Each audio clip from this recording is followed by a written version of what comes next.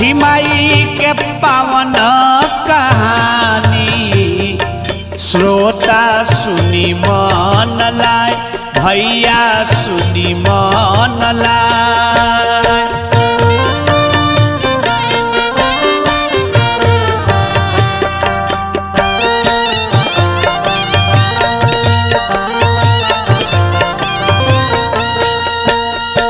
छठी माई के पावन कहानी श्रोता सुनी मन लाए, भैया सुनी मन लाए।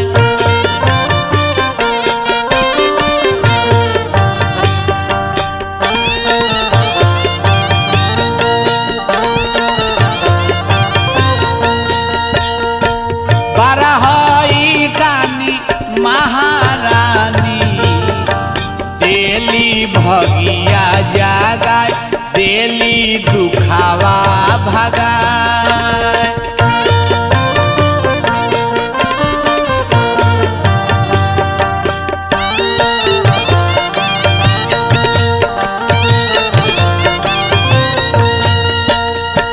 बारहई रानी महारानी देली भगिया जागाए, देली दुखावा भगाए।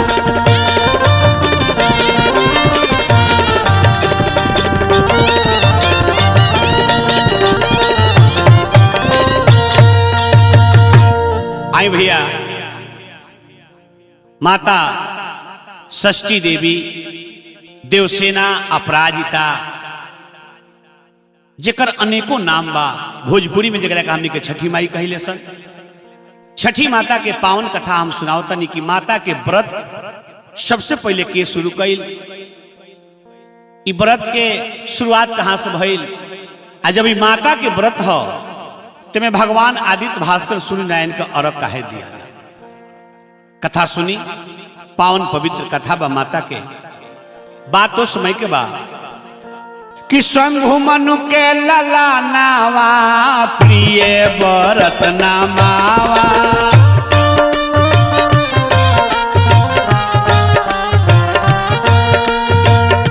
मनु के लला नावा के प्रिय व्रत नामावा।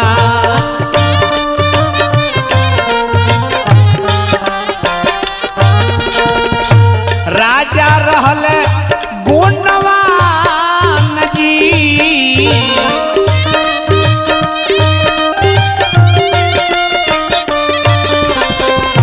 राजा रहले गुणवान जी।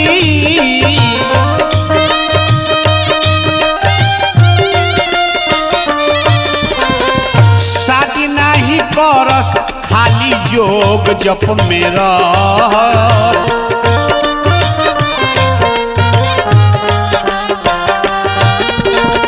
शादी नहीं करस खाली जोग जप में रहस।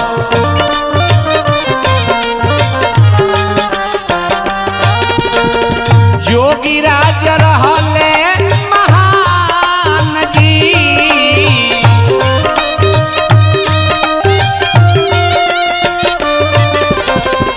मनु के लला नावा के प्रिय व्रत नामावा।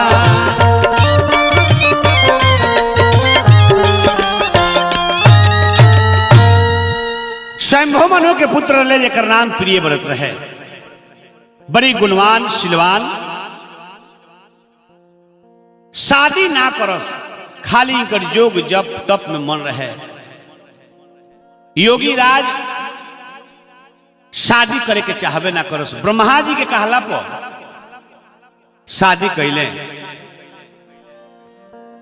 मालिनी इनका रानी के नाम, मालिनी के संग शादी भइल। शादी के कुछ दिन बीत गइल, संतान ना भइले। तो संतान का मतलब लड़का आ लड़की दोनों होला। तो ना लड़के भइल ना लड़की भइल। कुछ दिन बीत गइल, तब अपना पुरोहित लोग से राय लेके आ कश्यप बाबा के बुलावतनी। कश्यप बाबा आवतनी, पुत्रवष्टि यज्ञ शुरू होता।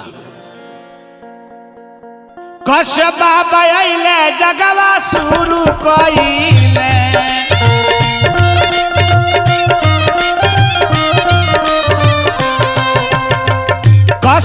खिसियले जगवा शुरू कइले सारा नगर के नर नारी खुशी भइले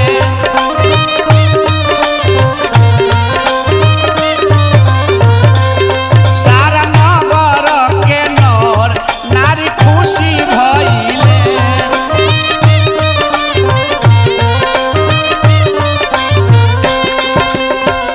कुंड के भीतरवा से निकलल लहरावा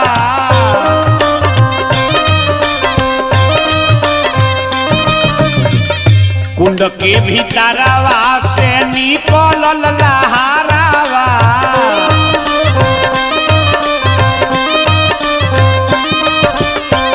कुंड में से खीर देखी प्रगट भइले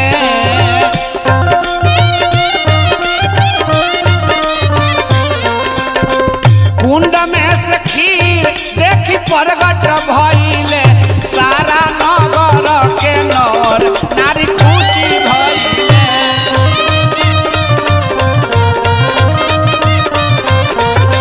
सारा नगर के नर नारी खुशी भइले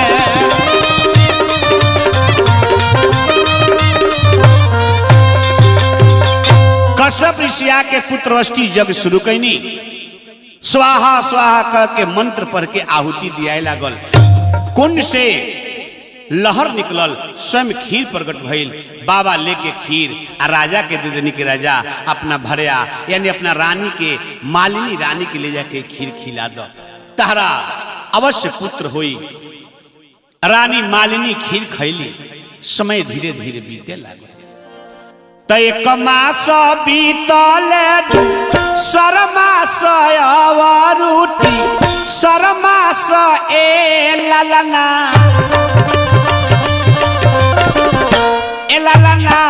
चौथा के आइल जब बारी तो धीरे धीरे देहिया भारी भइले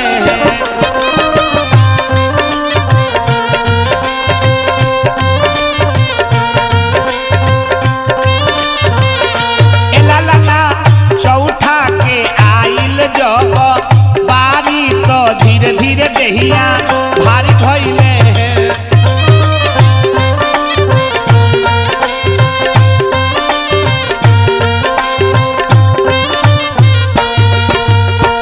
धीरे धीरे दीननिया राय लागल देहिया पिया राय लागल ए ललना ललना आई गईले काटी कम हिनवा तो बर भके दिनवा नुहे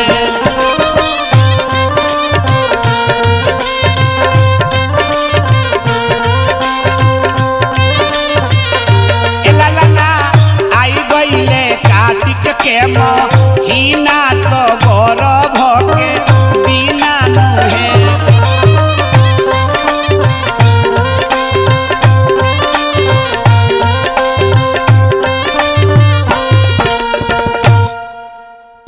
नगर में नगरवासी नर नारी प्रजा सभी लोग प्रतीक्षा करता राजा भी प्रतीक्षा करता रहे कि अब गर्भ के दिन समय नजदीक आ गई बा ठीक समय अनुसार महाराज रानी के एगो लड़का होता लेकिन देखी भगवान के लिखल टरे वाला नहीं खे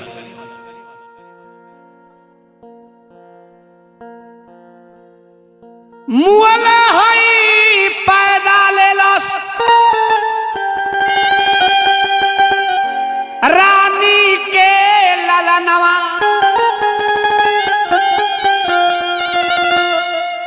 राजा रानी रोवता रे बरसीला नैनवा आस के दिया बूट गई चारों ओर हाहाकार भई आ मरल लइका रानी के भइल बा सगरो ई प्रचार भई हाहाकार मच गई पूरा नगर में ई प्रचार हो गई कि जौना दिन के हमने के समय के इंतजार करते नहीं, उस समय आई, लेकिन बड़ी दारुण समय आई, बड़ी दुखदाई समय आई। अरे रानी के लड़का भइल बा, लेकिन मुअले भइल बा। छाती मुका मारी रानी रोवतारी जी, गिरतन नैना से लो।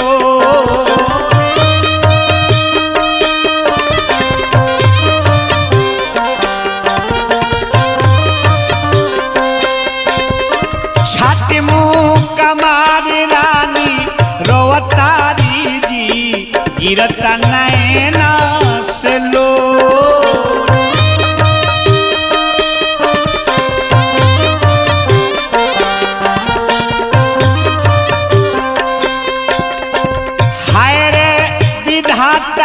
का कोई दिहल जी, विधान भइल कठोर।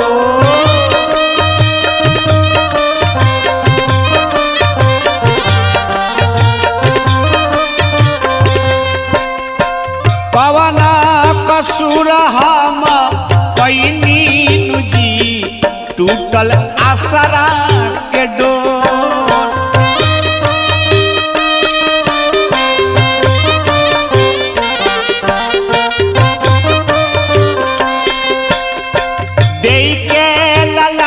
फेरू ले लजी, दैबा भइल कठोर।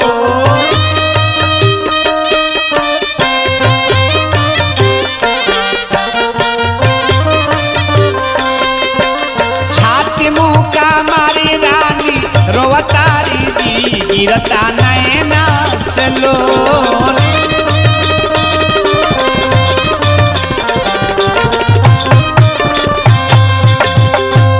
छाती में मुंह का मार के रानी रोवतरे, राजा रोवतरे, पूरे नगर में हाहाकार मचल बा।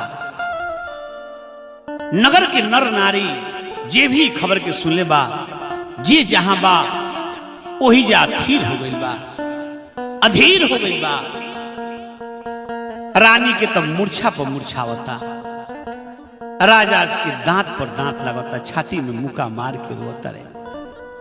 है रे विधाता, कैसन ही दारुण समय आई, कैसन दुखदाई समय आई। हे भगवान, बेटा ना होला तो दुख होला, बेटा हो के मर जाला ओकरा ले बेसी दुख होला। काहे के दिल हे भगवान, जब छिनही के रहे, हे विधाता, हे परमेश्वर, जब दे के ले रहे तो काहे के दिल। वही में बड़ बुजुर्ग विद्वान लोग कहल कि राजन, हिंदू समाज की रीति नीति के अनुसार मुर्दा लाश घर में ज्यादा देर ना रखे के, ले जाके शमशान में दाह संस्कार करके आओ। राजा गोदी में उठा के और वो बालक के लड़का के लेके रूप देखत निहारत शमशान में पहुंचल बारे। शमशान में गोदी में लेके लड़का के राजा रोता रे झरझर। आकाश मार्ग से एगो विमान आ रहल बा, विमान पर एगो देवी बारी, जेकरा शरीर से करोड़ों सूरज के प्रकाश निकलता। अतना सुंदर स्वरूप बा, सुकोमल सुकुमारी देवी में बैठल बारी विमान में। विमान नीचे आई और विमान से देवी उतर के राजा के गोदी से अपना गोदी में लड़का के ले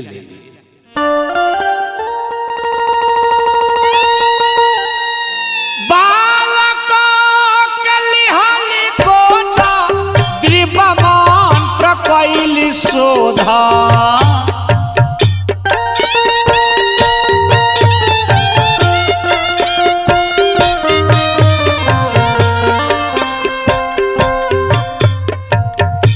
हौसला गलगोदिया में मुअल ललानवा।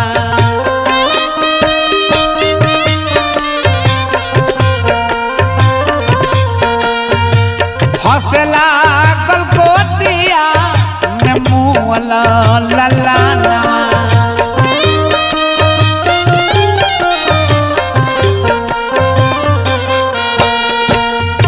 देवी राजा के गोदी से अपना गोदी में बालक के लड़का के ले ले बारी मुआ लड़का ये महाराज माता के दया भइल आ मुआ लड़का हंसे लागल धन हो माई। राजा जब देखले चकित हो गईले। राजा देखी चकित भइले चरण में माथा नइले।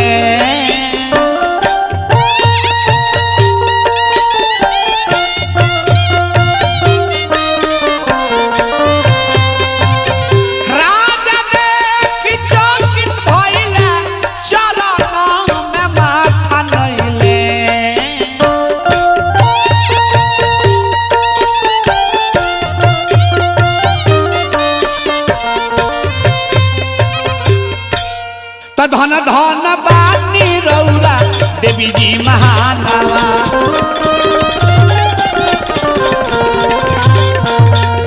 धन धन बानी रौरा देवी जी महानवा।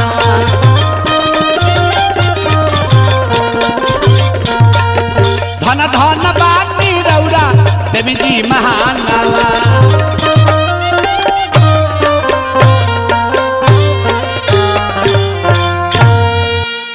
राजा चरण में माथा नवा के प्रणाम कैले कहले कि हे देवी रउरा के हैं अपन परिचय दी। तब माता कहले कि हम ब्रह्मा जी के मानस पुत्री हैं। मूल प्रकृति के छठा अंग से हमार जन्म हो। हमार नाम षष्ठी हो, षष्ठी देवी हो। हमार नाम देवसेना हो। एक बार देवता लोग के पक्ष में होके हम दानों के संग लड़ाई कैले रही। हमार नाम देवसेना हो। हमार नाम अपराजिता हो। हमार नाव पुत्र दा हो। हमार नाव बल दा हो। हमार नाव धन दा हो। हे राजा हम देवाधिदेव महादेव के पुत्र वधु हैं यानी पतो हैं। गोस्वामी श्री कार्तिक जी के हम भरया हैं, अर्धांगिनी हैं। राजा सर्वत्र राज तहरबा चक्रवर्ती राजा हुआ। जाए अपना नगर में आ शुक्ल पक्ष के षष्ठी तिथि के हमार व्रत उपासना करी हो। तहार दुख दूर कर देव। तहारा नगर में जितना लोग बा सब लोग के दुख दूर हो जाई। सब लोग धनवान हो जाई, पुत्रवान हो जाई। अमाता कह के अपना व्रत के सारा विधि बता के राजा से अमाता विमान पर बैठ के अमाता चल दिली। विमान जब जाए लागल तो राजा देखे लगले। विमान आकाश मार्ग में भगवान सूर्य नारायण तक गई तो राजा देखले। आ एक बाद आगे गई कि पीछे गई कि दाएं गई कि बाएं गई कि वही जब विमान रुक गई। एक बाद राजा ना देखले। यही से आदित्य भास्कर सूर्य देवता के अर्घ दिया। एने राजा लौट के आइल बरे अपना नगर में ढिढोला पिटवले। सारा लोग के एकत्र करा के आई बात का ऐलान करौले कि आवे वाला शुक्ल पक्ष षष्ठी तिथि के व्रत का अनुष्ठान करे के बाद यह व्रत में पुआ पकवान मिष्ठान से माता के पूजा करे के बाद निराहार रहे के बाद सभे लोग राजा के कहल बात के मानल। आ लोग अचरज देखबो कैल कि हाँ भाई राजा के मुहले लइका भई रहा। शमशान में लइका लेके गई रहे राजा। आवने से लेके लइका के खिलावत राजा आइल बरे। लइका जिंदा होके चल जो लइका मोर। नगर में राजा के यहाँ धूमधाम से मना के अमाता षष्ठी देवी के लोग व्रत करता। ऐसे तो माता के हर महीना में आवे वाला शुक्ल पक्ष षष्ठी तिथि के व्रत करे के चाहिए। लोग करेला। लेकिन हमनी के मेन 3 गो व्रत हो। जन कार्तिक में कतकी छठ बोलेला, चैत में चैती छठ, आ भादो महीना में एगो लुलार छठ बोलेला जरा के बहुत लोग भोजपुरी में ललही छठ कहेला। 3 गो हमनी के हम मशहूर बा। लेकिन हर महीना के शुक्ल पक्ष षष्ठी तिथि के माता के पूजा होला, व्रत होला। यहाँ तक लेकिन लड़का के छठियार में छठा दिने जन पूजा होला। यही माता की, यही देवी की छठी माई के पूजा होला। तो सब लोग धूमधाम से माता के व्रत करता, मंगल गीत गावता, उत्सव मनावता। जय हो जय हो, जय छठी मैया।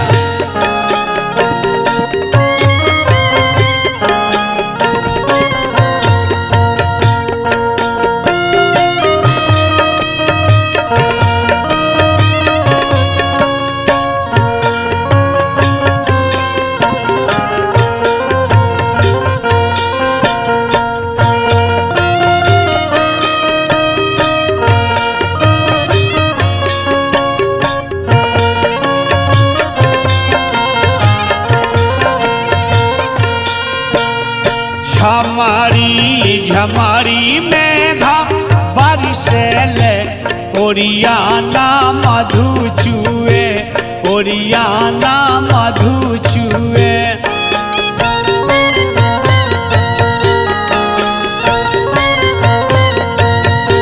आरगलेल भिजेली पूनम देई कुसुम रंग साड़ी भीजे कुसुम रंग साड़ी भीजे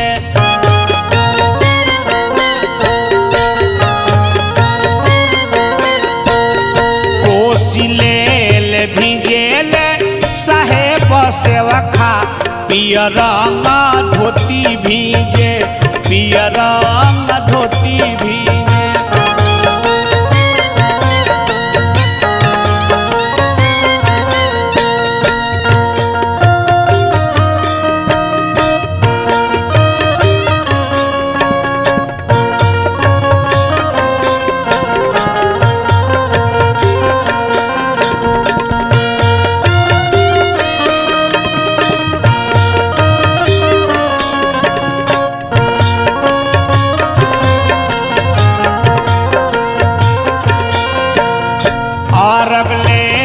भिजेली सपना देई कुसुम रंग साड़ी भीजे कुसुम रंग साड़ी भीजे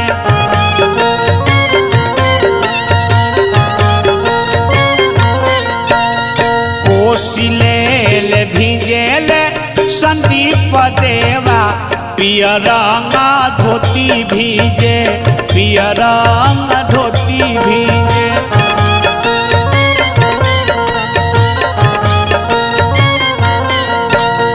धोती मोर भिजता तो भीजे देहू कोसी मोरा नहीं भीजे कोसी मोरा नहीं भीजे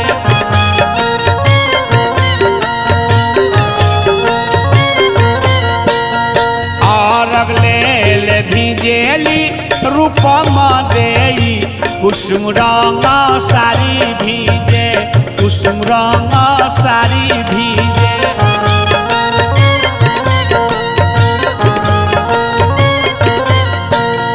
कोसिलेल भिजेल धर्मेंद्र सेवखा पियर रंग धोती भीजे पियर रंग धोती भीजे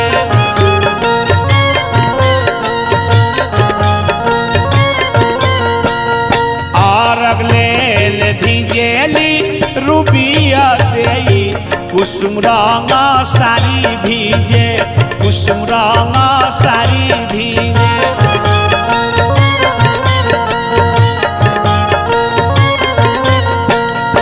कोसिलेल भिजेल शैलेंद्र देवा पियर रंग धोती भीजे पियर रंग धोती भीजे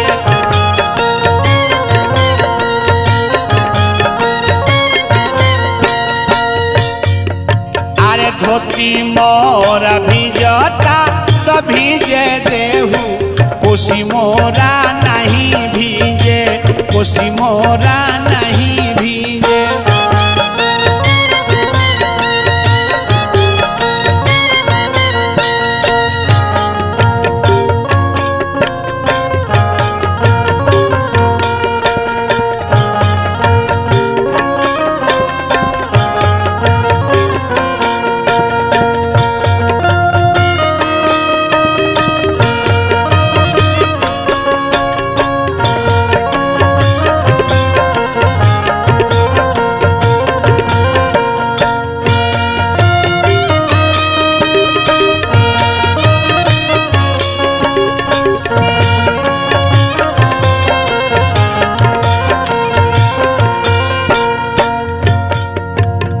आरगलेल भिजेली निर्मला देई कुसुम रंग साड़ी भीजे कुसुम रंग साड़ी भीजे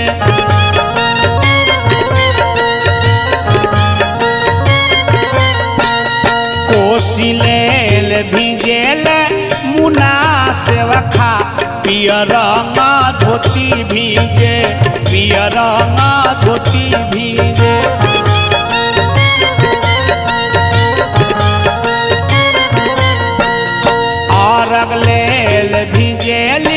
नेहा देई कुसुम रंग सारी भीजे कुसुम रंग सारी भीजे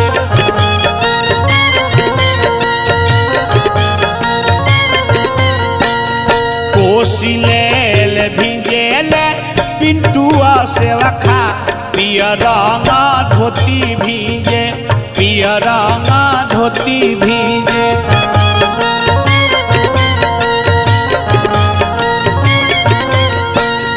धोती मोरा भीजता तो भीजे देई धोती मोरा भीजता तो भीजे देहू कोसी मोरा नहीं भीजे कोसी मोरा नहीं भीजे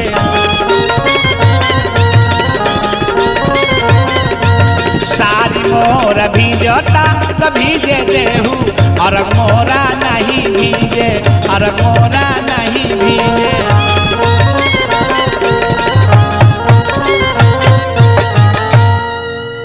पूरा नगर में सब लोग छठी माई के व्रत कैल तब से हमने कि हाँ माता के व्रत होखेला हमने करीले आज ये भी माता के व्रत करेला उ धनवान होला गुणवान होला पुत्रवान होला चरित्रवान होला इसे माता के व्रत करे के चाहिए एक बार प्रेम से बोली बोली छठी मैया की